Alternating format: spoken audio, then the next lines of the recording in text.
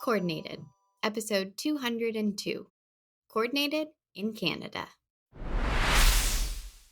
Greetings, AP coordinators. Derek Cometa here, former AP coordinator, now Senior Director, AP Coordinator Experience for the AP program.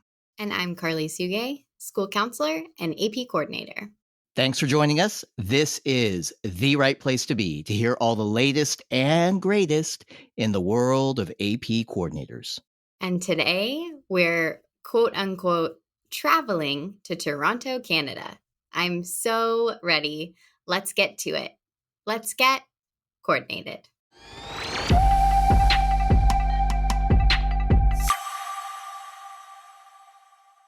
Good morning, Carly. Good morning, Derek.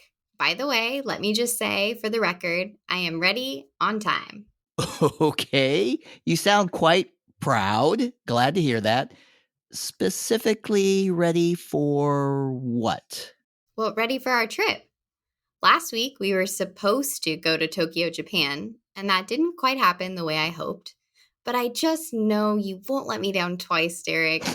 This week, I'm ready to visit Toronto, Canada. Never been there. My bags are packed. So what time is our flight? First class tickets, I assume? Business class? Oh, not again. Don't tell me. Let me guess. We're meeting your friend Carlos online, not in person. Are you kidding me? Hey, well, will you look at who just joined our online recording studio? Good timing, Carlos. It's my friend and AP coordinator, Carlos Helino. Hey, Carlos. Hey, apologies for that. The meeting ran a little longer than expected. You know what it's like. I do, and no problem at all. Your timing could not be better. Thank you. Hey, Carlos, as I was preparing some notes for our conversation, I realized that we've been friends and have known each other for more than a decade. I don't remember when we first met, though. Do you? No, I don't. I think it was one of those AP annual conferences, though, but I don't remember which one. You're right, though. It's been quite a while. It has. So I'm glad we're able to do this. Thank you so much for joining Carly and I. And let's do a proper introduction. All right, everyone, joining us today on the Coordinated Podcast, we are excited to have Executive Director, Academics, and AP Coordinator at Appleby College near Toronto, Canada, my longtime friend, Carlos Helino. Thanks for the proper intro, Derek, and thanks for having me on the show. Hey, Carlos, if you don't mind, I'm actually going to step aside for just a moment because I know Carly has some questions for you, and Carly's kind of upset with me right now, so I'm trying to get back on her good side. Derek, as usual, you forget that I can hear you. Hey, Carlos. Hi, Carly. Nice to meet you. You as well. As you might have heard, I was really hoping to visit your school in person. But since Derek says we can't do that, can you tell me a little bit more about your school? It's called Appleby College, but I assume it's not a college like we think about here in the U.S.? Yeah, that's right. Appleby is a day and boarding school serving about 800 students from grades 7 to 12. We offer a liberal arts curriculum. We're located on Lake Ontario near Toronto, about a 20-minute drive. Many of our students are local, but we also have a large international population. Students come from all over the world to attend Appleby. You mentioned liberal arts. Can you tell me more about that? Yeah, for sure. So we offer a broad range of subjects to appeal to all students. So students can choose from maths and computers, science, social science, visual arts, performing arts, language and culture, English, health and physical education. We want to offer a premium educational experience. We want to offer academic opportunities of breadth and depth. In fact, we're in the process of launching our diplomas of distinction. For many years, we've been offering a global leadership diploma in which students can distinguish themselves through experiential learning, leadership, and community action. A few years ago, we added the AP Capstone Diploma to appeal to those high academic, research-oriented students. Now we're launching 3 additional diplomas in distinction one in STEM, one in the arts, and one in business. So, this is what I mean by breadth and depth. We don't want to be a school that caters to one specific area of academics. Offering a breadth of opportunities means students get exposed to many subjects and have many options from which to choose as they try to determine their educational trajectories. And I'm curious, what about your AP program? Sure. Yeah. The AP program at Appleby is quite robust. Every year we have about 200 students taking 600 AP exams in 32 AP subjects. So many of our students prepare for AP exams through 20 AP courses that we offer, but there are a dozen other courses for which students want to challenge the AP exam. And so they self study for these. And many of our students are taking 3 or more AP exams. And it's this breadth of AP course offerings delivered by really passionate educators and taken by highly motivated students that has made our AP capstone program quite a success. Every year we have about 24 students achieving the diploma. And we're looking to expand our AP offerings also. This year, for instance, we have some students challenging the AP pre-calculus exam. In the coming years, we're looking forward to AP African American Studies. Our highest in demand AP subjects are not unlike many other schools: AP Lang, APUSH, Physics 1. And so we go from one extreme with high participation numbers in common AP subjects to the other extreme where there are a variety of AP subjects in which just one, two, or three students are writing the AP exam. A couple of years ago, we even had a student challenge the AP Latin exam. Now that was impressive. Wow. Wow.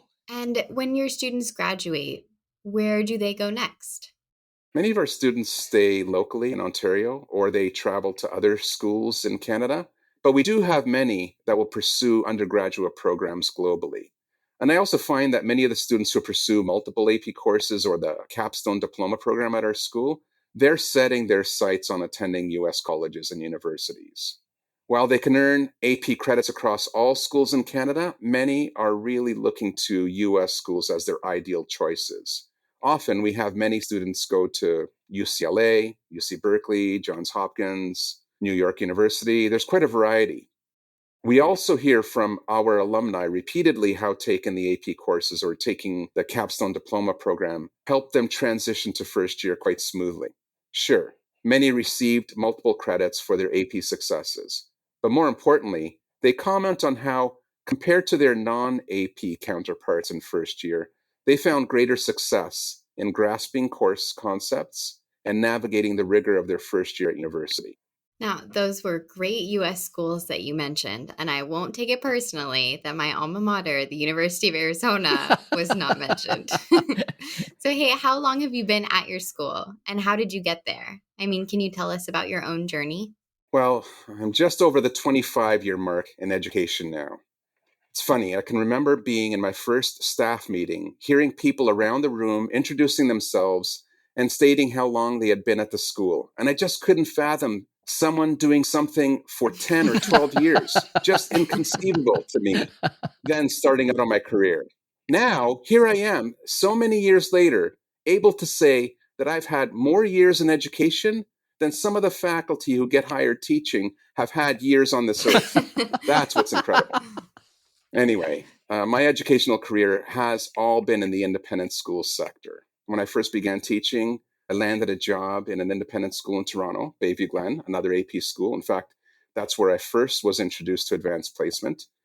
And even for a brief stint, I was the AP coordinator there. And now here I am, year 16 at Appleby College. It's wonderful. That's incredible. And how do you become the AP coordinator at your school? Did you volunteer or were you voluntold? Voluntold? No. I became an AP coordinator about 7 years ago because I applied for the role and was offered the position. I've always been fascinated with advanced placement. Our education system is fixed with expectations that need to be completed in specific courses, delivered at specific age levels. This kind of system is designed to appeal to the masses, but all people develop at different rates. And what AP allows students to do is reach ahead and challenge material above what is normally considered to be the age at which students should be exposed to that material. And I think this is where AP offers students who are highly motivated or who are interested in the subject matter or who want to strategize their educational trajectory that opportunity to go above and beyond the current curriculum. And now, with practically 40 different subjects, AP allows students to personalize their learning. I love this idea of bridging the gap between high school and higher education. So, no, not voluntold. I really wanted the job. So, you've been the AP coordinator for quite a few years.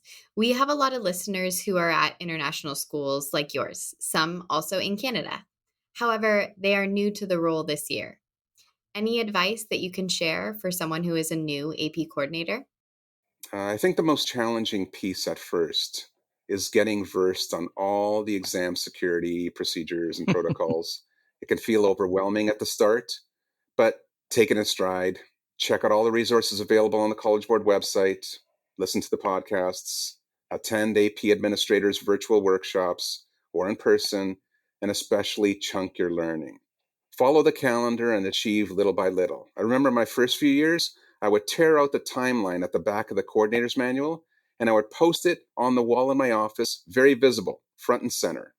I'd continually consult it and check off each item as I completed it. I think that was the best way for me to keep on top of the whole AP process. All right. Thank you so much, Carlos. Derek, are you still there? I think that's it for me. Hey, I am still here. And oh my gosh, Carlos, I did not know all of this. Your school sounds amazing. Your journey is amazing. And thank you so much for all you do to support your AP students. I know AP is a passion of yours. I think we all know that now. In fact, if I remember correctly from a previous conversation that we had, you mentioned that your dissertation had something to do with AP as well. Is that right? Yeah. I've spent the last few years researching and writing about how advanced placement serves to bridge high school and higher education, and recently completed my dissertation in practice in removing barriers and increasing access to advanced placement. Why am I not surprised? Oh my gosh. Carlos, thank you once again. Really appreciate you making the time to be with us. Carly, as always, it was a pleasure to have you here as well. Would you like to close out this international episode with a call to action? I do.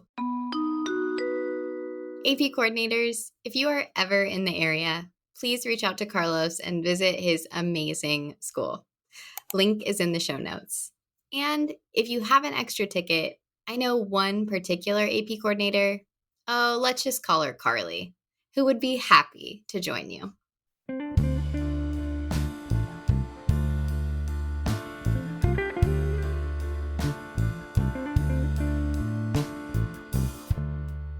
Count me in as well. AP coordinators, on behalf of AP Program Delivery and the AP Coordinator Experience team, we do absolutely appreciate you. And for all your support of AP students, you are truly good as gold.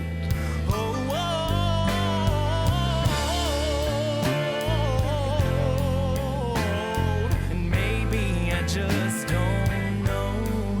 I'll say it over and over and over again till I believe it's so.